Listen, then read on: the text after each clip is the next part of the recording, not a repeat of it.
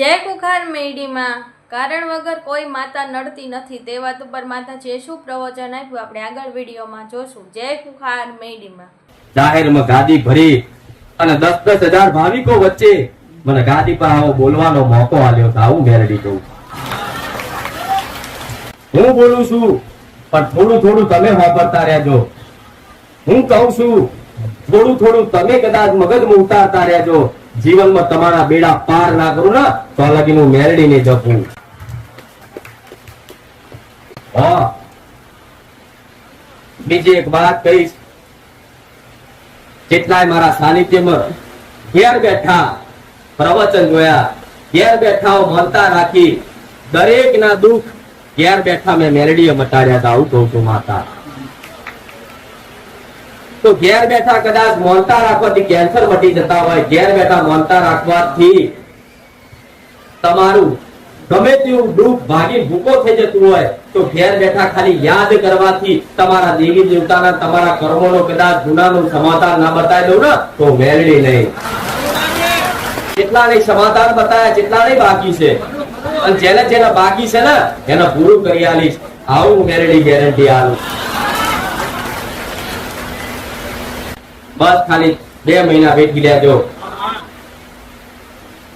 બારીજા ગામે એવી જગ્યા નહીં કે જો મારા ભાવિકો આવી રે।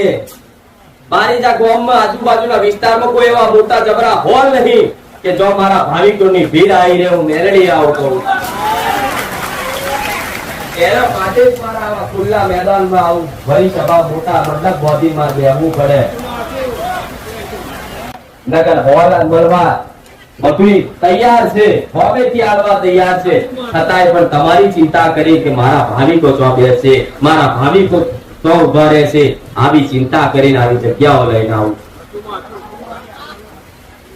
આ જેને જેને જગ્યા આલી એવાને મારા આશીર્વાદ।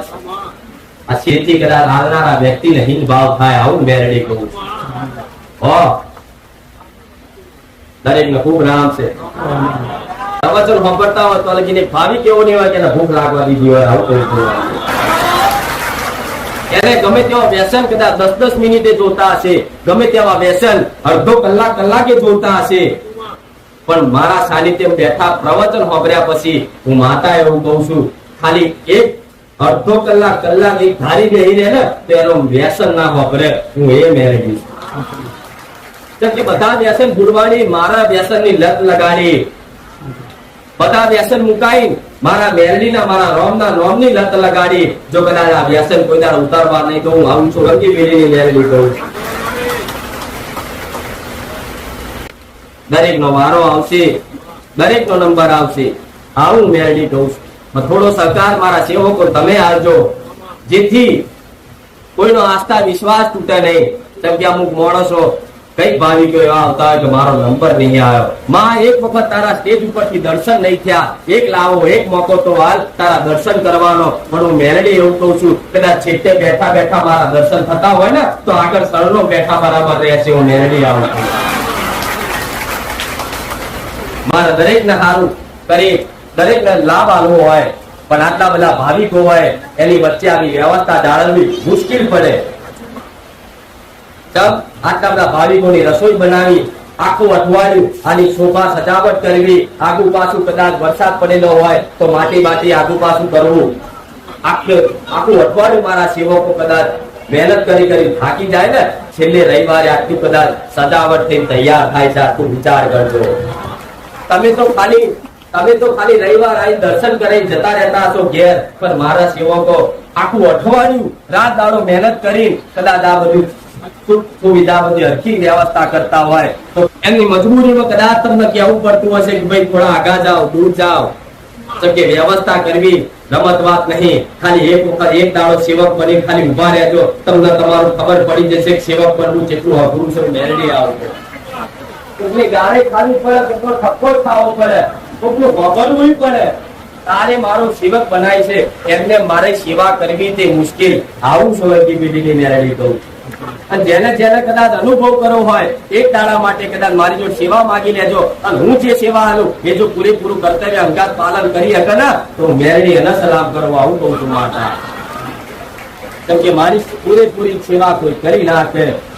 મારી પૂરેપૂરી નિસ્વાર્થ ભાવે સેવા પટેલ કોઈ ના કરી શકે. બધા સ્વાર્થથી જ આયા છે. કોઈ નિસ્વાર્થ ભાવે કોઈ આવ્યું નહીં. આવું મેલડી કહું. કોઈ એવું કહેતું હોય કે અમે સ્વાર્થ વગર આયા છે, પણ ના, તમને મારી જોડથી કઈક આશા છે. અમારું સારું થશે, અમારું કલ્યાણ થશે, અમારું ભલું થશે, અમારા દુઃખ દૂર થશે. આવું તમારી આશા મારા પ્રત્યે ખેંચી લઈને આવી છે. ભલે કદાચ સ્વાર્થથી આયા, પણ નિસ્વાર્થ ના બનાવી દો ને તો હું મેળવી નહીં.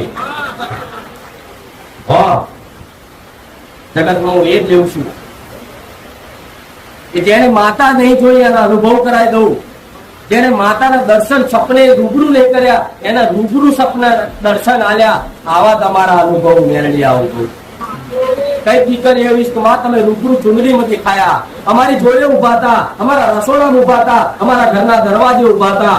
આવા તમારી દ્રષ્ટિએ કદાચ સાક્ષાત મને મેળવીને આવી ચુંદડીઓ જોયું હોય તમારા ઘરના ઉમરે તો સમજી લો 24 કલાક મોટા ફેરા મારા મેળવી ના હોય.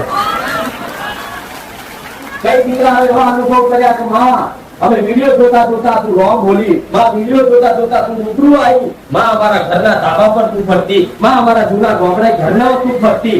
જો કદાચ હાથ પકડી પકડી કદાચ તમારા જૂના ગામડે સુધી હું પહોંચતી હોય ને તો સમજી લો દરેકનો ઇતિહાસ મારી જોડે પડે. તમે એક રવિવાર અહીં આવ્યા હોય એટલે મારા હજારો રૂપ લઈ હજારોના ઘેર જઈ અને એમના પેઢીઓની માતાઓને મળી તમારા દુઃખના સમાધાન પૂછી આવી જઈ હોય.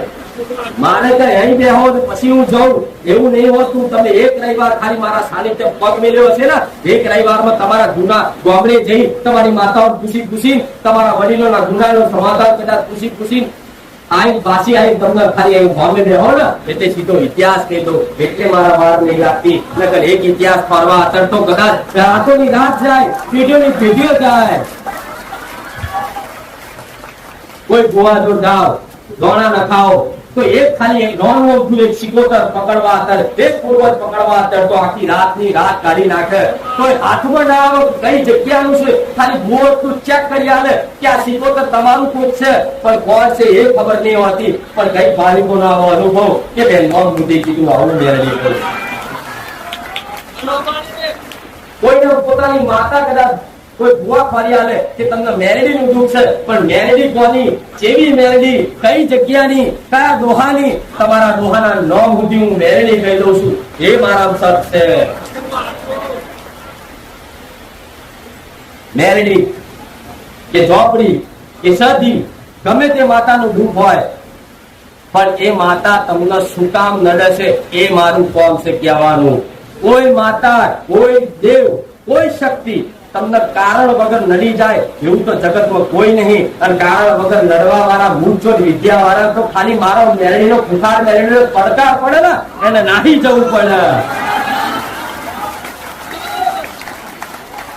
કારણ વગર કદાચ કોઈ વિદ્યા પ્રહાર કરી હોય, કોઈ મૂળચોદ મારી હોય, કોઈ મંત્ર તંત્ર વાપર્યા હોય તમને બરબાદ કરવા, એવાના ઘેર તો ખાલી મારા સાનિધ્ય આવાથી એની મૂળચોટ વિદ્યા તંત્ર વિદ્યા સાધના બધી છે ને મારી ભસ્મ કરી કદાચ એના પગના તળિયે દબાઈ દઉં. હું એ બુખાર વેરેલી છું.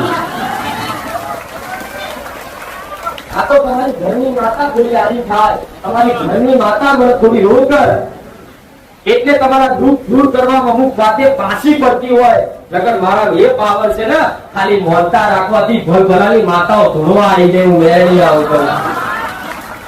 ખાલી યાદ કરવાથી ભલભલાની માતાઓ બોલતી થઈ જાય. આવા દરેક દીકરાઓનો અનુભવ હશે મારા મેળવી રહ્યા. કોઈની ચામુંડ બોલતી થઈ, કોઈની મકાડી બોલતી થઈ, કોઈની અંબે બોલતી થઈ, કોઈની સદી બોલતી થઈ, કોઈની મહારવતી, કોઈની ખોડિયાર, કોઈ આશાપુરા.